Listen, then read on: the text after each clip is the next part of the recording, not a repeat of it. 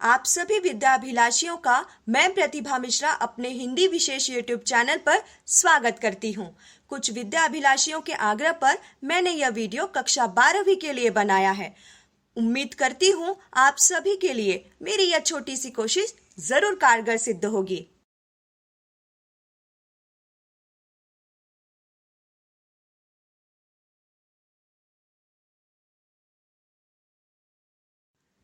नवनिर्माण कविता और उनके कवि के बारे में आपको यहाँ पर विशेष और उचित जानकारी दे देती हूँ। बच्चों, त्रिलोचन, किंतु वास्तविक नाम इनका वासुदेव सिंह था। इनका जन्म 20 अगस्त 1917 में हुआ था। इनका निधन 2007 में हुआ था। इनकी प्रमुख कृतियाँ थी धरती, दिगंत, गुलाब और बुलबुल, उस जनपद का कवि हूँ, सबका अपना आकाश जो कि कविता संग्रह है, देश काल जो कि कहानी संग्रह है तथा दैनंदिनी डायरी आदि इनकी विशेष कृतियां हैं। इनके बारे में आपको विशेष जानकारी दे देती हूँ। काव्य क्षेत्र में प्रयोग धर्मिता के समर्थक रहे हैं। समाज के दबे कुचले वर्ग को संबोधित करने वाले साहित्य के रचयिता माने जाते हैं। बच्चों, यह जो कविता हम पढ़ने जा रहे हैं और समझने जा रहे हैं उसके बारे में भी आपको उचित जानकारी दे देती हूँ। यह एक चतुष्पदी विधा है। बच्चों, इस विधा में 4 चरणों वाला छंद होता है। यह चौपाई की तरह होता है। इसमें प्रथम, द्वितीय और चतुर्थ चरण में तुकबंदी होती है। भाव और विचार की दृष्टि से प्रत्येक चतुष्पदी अपने आप में पूर्ण होती है। तो आइए बच्चों, नवनिर्माण के सबसे प्रथम पंक्ति को यहाँ पर देख लेते हैं। तुमने विश्वास दिया है मुझको, मन का उच्छ्वास दिया है मुझको, मैं इसे भूमि पर संभालूंगा, तुमने आकाश दिया है मुझको। बच्चों, कवि त्रिलोचन जी इस पंक्ति में कहते हैं कि मनुष्य के जीवन में किसी का विश्वास प्राप्त करने तथा किसी से प्रोत्साहन पाने का बड़ा महत्व होता है। इनके बल पर मनुष्य बड़े बड़े काम कर डालता है। कवि कहते हैं कि तुमने मुझे जो विश्वास और प्रेरणा दी है वह मेरे लिए बहुत ही महत्वपूर्ण है। इन्हें देकर तुमने मुझे असीम संसार दे दिया है, पर मैं इन्हें इस तरह संभाल कर अपने पास रखूंगा कि मैं आकाश में न उड़ूं और मेरे पांव हमेशा जमीन पर रहें, अर्थात मुझे अपनी मर्यादा का हमेशा ध्यान रहे। सूत्र यह तोड़ नहीं सकते हैं, तोड़कर जोड़ नहीं सकते हैं। व्योम में जाएं, कहीं भी उड़ जाएं, भूमि को छोड़ नहीं सकते हैं।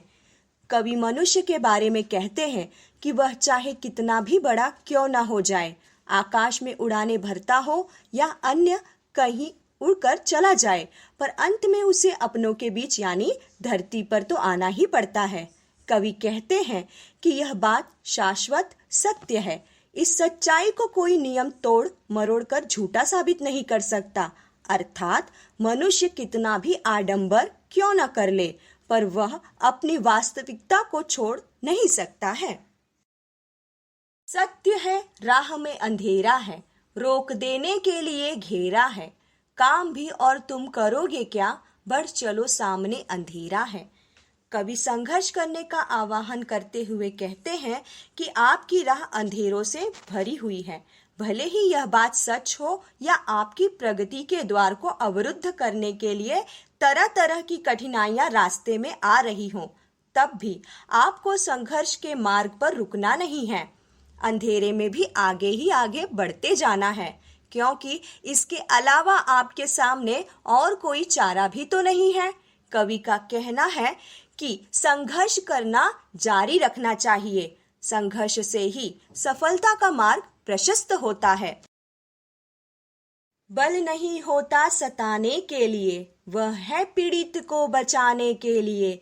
बल मिला है तो बल बनो सबके, उठ पड़ो न्याय दिलाने के लिए। कवि कहते हैं कि मनुष्य को निरर्थक कार्यों के लिए अपने बल का प्रयोग नहीं करना चाहिए। उसका प्रयोग सार्थक कार्यों के लिए होना चाहिए। कवि कहते हैं कि मनुष्य के पास बल किसी असहाय पीड़ित व्यक्ति को सताने के लिए नहीं होता, बल्कि वह किसी असहाय या पीड़ित व्यक्ति की रक्षा करने के लिए होता है। कवि बलवान व्यक्तियों को संबोधित करते हुए कहते हैं, यदि ईश्वर ने तुम्हें शक्ति प्रदान की है तो तुम सभी कमजोर लोगों के बल बनकर उनको न्याय दिलाने के काम में लग जाओ, तभी तुम्हारे बल की सार्थकता है। जिसको मंजिल का पता रहता है, पथ के संकट को वही सहता है। एक दिन सिद्धि के शिखर पर बैठ अपना इतिहास वही कहता है। बच्चों, कवि इस पंक्ति में कहते हैं कि जिस व्यक्ति को अपनी सफलता की मंजिल की जानकारी होती है, वह व्यक्ति अपने मार्ग में आने वाली परेशानियों से नहीं डरता। वह हंसते हंसते इन परेशानियों को झेल लेता है। ऐसे व्यक्तियों को ही जीवन में सफलता मिलती है। इस तरह सफलता के शिखर पर पहुंचने वाले व्यक्ति समाज के लिए इतिहास बन जाते हैं और लोग उससे प्रेरणा लेते हैं। प्रीति की राह पर चले आओ, नीति की राह पर चले आओ, वह तुम्हारी ही नहीं सबकी है, गीति की राह पर चले आओ। कवि प्यार, मोहब्बत और अच्छे आचार व्यवहार को अपनाने की बात करते हुए लोगों का आह्वान करते हैं कि वे सबके साथ प्यार मोहब्बत से रहें और सबके साथ अच्छा व्यवहार करें। यही सबके लिए अपनाने वाला सही मार्ग है। वे कहते हैं कि सबको हंसते गाते जीवन जीने का मार्ग अपनाना चाहिए। साथ निकलेंगे आज नर नारी, लेंगे कांटों का ताज नर नारी, दोनों संगी हैं और सहचर हैं, अब रचेंगे समाज नर नारी। बच्चों, कवि स्त्री पुरुष समानता की बात करते हुए कहते हैं कि स्त्री पुरुष दोनों एक साथ मिलकर विकट समस्याओं को सुलझाने का कार्य करेंगे। दोनों इस दिशा में कंधे से कंधा मिलाकर काम करेंगे और नए समाज की रचना करेंगे, जिसमें सबको समानता का अधिकार मिलेगा। अपनी अंतिम पंक्ति में कवि कहते हैं, वर्तमान बोला अतीत अच्छा था, प्राण के पथ का मीत अच्छा था, गीत मेरा भविष्य गाएगा, यों अतीत का भी गीत अच्छा था। बच्चों, कवि वर्तमान और अतीत की बात करते हुए कहते हैं कि वर्तमान के अनुसार बीता हुआ समय अच्छा था। उस समय जीवन पथ में साथ निभाने वाले अच्छे मित्र थे। इसी प्रकार से वर्तमान कहता है कि भविष्य में, अर्थात जब हम अतीत हो जाएंगे और लोग हमारा भी गुणगान करेंगे, वैसे अतीत भी गुणगान करने लायक था। तो बच्चों, कठिन शब्दों के सरल अर्थ कविता के अनुसार आपको यहाँ पे प्रस्तुत कर देती हूँ।